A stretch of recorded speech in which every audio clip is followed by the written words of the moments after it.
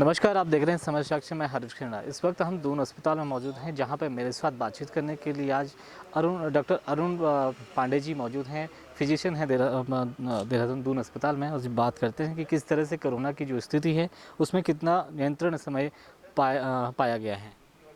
स्वागत है आपका। किस तरह की अभी चीज़ें देखने को मिल रही हैं? अभी फ़िलहाल जो हालत है वो स्टेबल है ना। जनता को पैनिक करने की ज़रूरत नहीं है। एडिकेट बेड्स हैं हॉस्पिटल में। जिस हिसाब से गवर्नमेंट ने लॉकडाउन करा है, जनता को ज़रूरत है कि उसके पालन करें, है ना। मास्क और सैनिटाइज़र का यूज़ करें। चीज़ें स्टेबल है। अभी भी जांचें हो रही हैं, कई लोग पॉजिटिव पाए जा रहे हैं, उनको लेकर के क्या कुछ किया जा रहा है? देखिए, सबसे इम्पॉर्टेंट चीज़ है चेन को ब्रेक करना। जो गवर्नमेंट ने लॉकडाउन जो इम्पोज़ किया है, अगर उसका सही से पालन हुआ तो जो ट्रांसमिशन और जो चेन जो बढ़ती है आगे, उसको सही टाइम पे रोका जा सकता है। तो सबसे बेहतर चीज़ ये है कि लोगों के संपर्क में ना आए, मास्क का यूज़ करें, सैनिटाइज़र का यूज़ करें, भीड़ भाड़ वाली जगह में ना जाएं, अननेसेसरी घर से बाहर ना निकलें।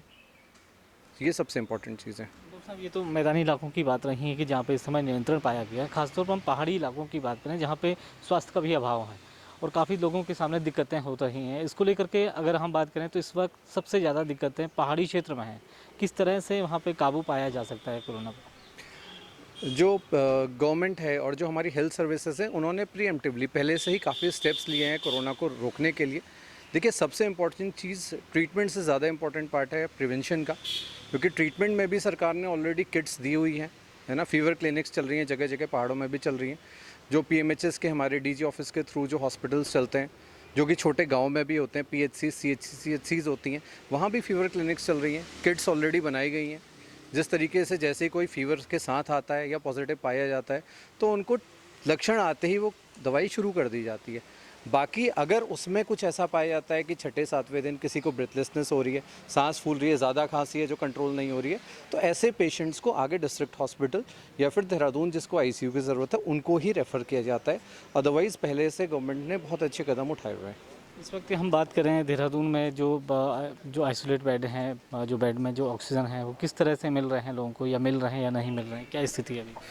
दून हॉस्पिटल में जहाँ तक आप देखिए, यहाँ की मैं बात कर सकता हूँ, कभी भी ऐसा नहीं हुआ कि ऑक्सीजन की कमी हुई हो या बेड की कमी हुई हो। हमेशा ये होता है कि ऑक्सीजन हमेशा पर्याप्त मात्रा में उपलब्ध है, चाहे वो आईसीयू के लिए हो, चाहे वो वार्ड्स में हो। अब सही टाइम पे लॉकडाउन करने की वजह से ये है कि जो ट्रांसमिशन की चेन थी उसके ब्रेकडाउन से पहले जो ये था कि बहुत सारे लोग एक ही टाइम पे अस्पताल में थे, है ना, वो चेन ब्रेक हुई है। जो लोग आए हैं अस्पताल में, जो लगातार 100-150 लोग एक साथ अस्पताल में आ रहे थे, उनकी संख्या में भी कमी आई है। तो सर, एक सवाल और है जो लोगों को बहुत ज़्यादा भयभीत कर रहा है, उसको लेकर के भी लोग काफ़ी दिक्कत हैं, काफ़ी परेशान हैं। ख़ासतौर पर हम बात कर रहे हैं जो ब्लैक फंगस हैं, क्या स्थिति है, किस तरह की चीज़ें हैं और क्या इससे बचाव होना चाहिए, कुछ जानकारी दीजिए। देखिए, ब्लैक फंगस कोई नई चीज़ नहीं है। म्यूकरमाइकोसिस इसे कहते हैं। ये फंगल इन्फेक्शन है जो पहले से ही है। डरने की ज़रूरत ऐसा है, जो लोग इम्यूनो कॉम्प्रोमाइज़्ड हैं, डायबिटिक्स हैं, जो हाई शुगर लेवल्स जिनके होते थे, है ना, उनको पहले से भी म्यूकरमाइकोसिस होता था।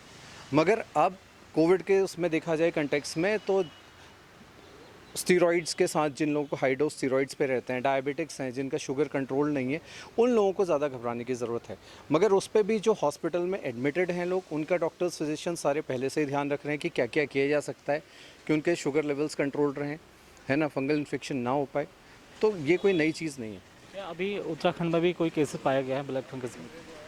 देखिए, ऐसा कोई केस हमारे हॉस्पिटल में सामने नहीं आया है जिसमें फंगल इन्फेक्शन म्यूकोरमाइकोसिस की वजह से डेथ हुई हो। मगर फिर भी ध्यान में रखते हुए गवर्नमेंट ने पहले से ही गाइडलाइंस बनाई हुई हैं कि कौन से पेशेंट्स ऐसे हैं जिन पे हमें ध्यान देना है कि इनमें फंगल इन्फेक्शन म्यूकोरमाइकोसिस हो सकता है। तो उन गाइडलाइंस का पालन करते हुए क्या ट्रीटमेंट देना है, उनमें क्या ऐसी सावधानियाँ हमें बरतनी है कि वो इन्फेक्शन ना हो, उस पर ज़्यादा ध्यान दिया जा रहा है। जैसे जो कोरोना पेशेंट है, क्या उन पे ही अटैक कर रहा है ब्लैक फंगस? देखिए, ऐसा नहीं है कि केवल कोविड, जब कोविड नहीं था तब भी पेशेंट्स को म्यूकोरमाइकोसिस होता था। मगर इसके कंटेक्स्ट में देखा जाए कि इम्यूनिटी थोड़ी सी लोअर रहती है, शुगर लेवल्स अगर बढ़े रहते हैं, तो ऐसे में भी जो इम्यूनो कॉम्प्रोमाइज्ड हैं, स्पेशली जो डायबिटिक्स हैं या ऐसे हैं जो प्री डायबिटिक्स जिनके शुगर लेवल बढ़े हुए हैं, उनको होने के चांसेस ज़्यादा होते हैं।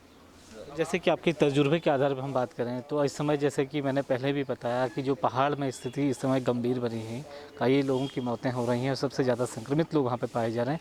उसको तोड़ने के लिए, इस चेन को तोड़ने के लिए क्या कुछ किया जाना चाहिए या फिर उन लोगों का किस तरह से इलाज किया जाना चाहिए? सबसे पहले मुझे लगता है जो पब्लिक है उसको ये बात समझनी चाहिए कि हर चीज़ गवर्नमेंट ही नहीं करेगी। सबसे पहले एक सेल्फ अवेयरनेस होती है कि बीमारी के बारे में जानना। लगभग कोविड का आए हुए पिछले सबसे पहले केस जो थे यहाँ उत्तराखंड के यहीं पे आए थे, है ना, जो आईएफएस ऑफिसर्स थे एफआरआई से। तो उसको लेके अब लगभग 1.5 साल हो चुका है। गवर्नमेंट अपनी तरफ से काफ़ी गाइडलाइन भी जारी कर चुकी है, समझा भी चुकी है कि कोरोना फैलता कैसे है। तो अगर बेसिक चीज़ों का ध्यान रखे, चाहे वो मैदानी क्षेत्र हों चाहे वो पहाड़ी क्षेत्र हों, अगर जनता इस बात का ध्यान रखे कि अनावश्यक बिना किसी काम के, है ना, बिना मास्क के बाहर ना निकले, झुंड में ना जाएं, भीड़ में, शादियों में अननेसेसरी गैदरिंग्स ना की जाएं, तो अपने आप ही चेन ब्रेक हो जाएगी। धन्यवाद हमारे साथ बातचीत करने के लिए। तो ये थे हमारे साथ बातचीत करने के लिए डॉक्टर अरुण पांडे, जो फिजिशियन हैं दून अस्पताल में, और उनका सीधे तौर पे कई चीज़ें उन्होंने बताया कि जैसे कि जो चीज़ें इस समय चल रही हैं, खासतौर पे हम कोरोना की बात करें या फिर हम ब्लैक फंगस की बात करें, तो उन्होंने कहा कि ब्लैक फंगस को लेकर के भयभीत होने की ज़रूरत नहीं है। वहीं उन्होंने कहा कि चेन ब्रेक करने के लिए सोशल डिस्टेंसिंग का पालन करना बेहद ज़रूरी है। कई चीज़ें उन्होंने हमारे दर्शकों को बताई। अपने सहयोगी राजन बड़ोरा के साथ हरीश कनेरा।